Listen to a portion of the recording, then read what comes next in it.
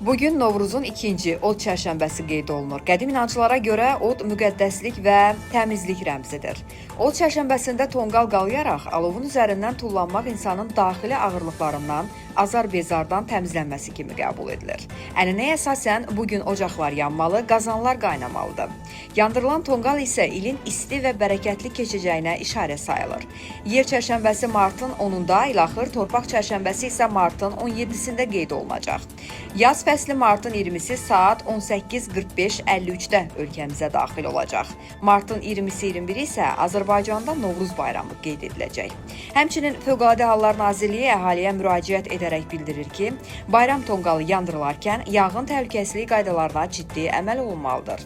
Tonqal tikili, avtomobil, elektrik naqili və ağaclardan kənarda qalanmalı, azyaşlılar böyüklərin nəzarətində saxlanılmalıdır. Tonqal üzərindən atılarkən ehtiyatlı olmaq, ocaq tam sönənədək nəzarətdə saxlamaq və şamları nəzarətsiz qoymamaq tövsiyə edilir.